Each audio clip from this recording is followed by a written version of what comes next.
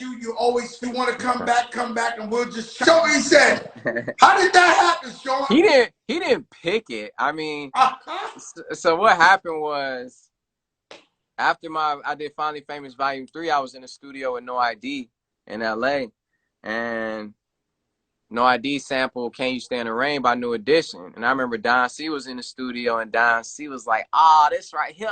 This that one right here, you know. And I just remember being excited. And it was a new type of record for me. Like I was approaching it. I was on my mixtape shit, so I'm just like going in long ass verses, and this was like a different vibe. Got back to Detroit, took the song with me, vibed out on it a little bit, came back.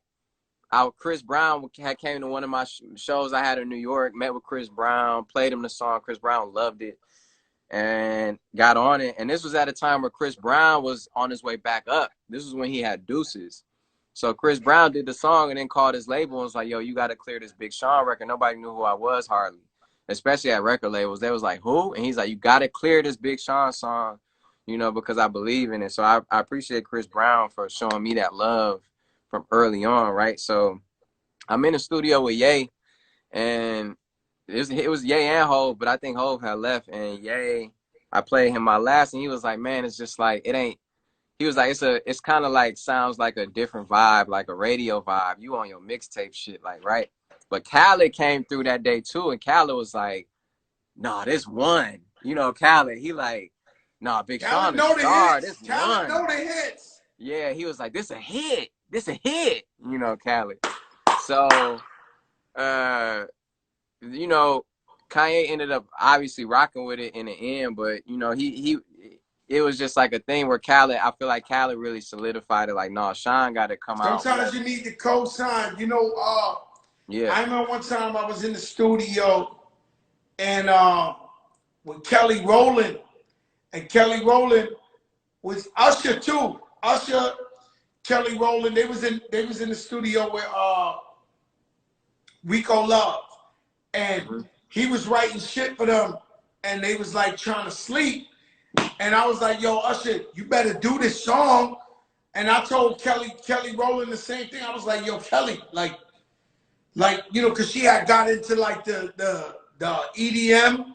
Yeah. And that really was winning for her. That was winning for her. But I was like, yo, like, you know, the streets love you, Kelly. Like, yeah. You know what I'm saying? And then right. She picked both of them joints, and both of them, her shit went #1, Usher's shit went #1.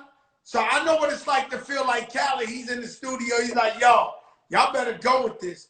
Yo, Sean, thank you so much for your time, man. God bless you, man. Hey, man, thank you, bro, for having me. Thank you. Thank you for posting it, bro, and showing that love, man. That mean a lot. Always. So look, hold up. Thank you for people for running up Detroit too like that. I got some more visuals. I take a lot of pride in my visuals. We working on visuals for that Body Language with me, Janae, and Ty, and for the one with me and Post. Hopefully we could do a Friday Night Cypher video as well. But like I said, just anybody, you know, anybody listening, dog, I appreciate you. I made it for you in mind, you know, so keep running it up, keep supporting, keep showing love, and I got more on the way. You know what I mean? I ain't gonna take no long break like I did. Like, I'm gonna keep going. We love you, Big Sean, man. Thank you so much, man. We appreciate you. Shout out to Tina, Def Jam, everybody making this happen. God bless you, Sean. You don't know who I know. You don't know who I know. This is the biggest show in the game. Shout out to Big Sean, such a beautiful guy, man. Oh, God. Chris Smokes, Detroit in the building. You don't know who I know.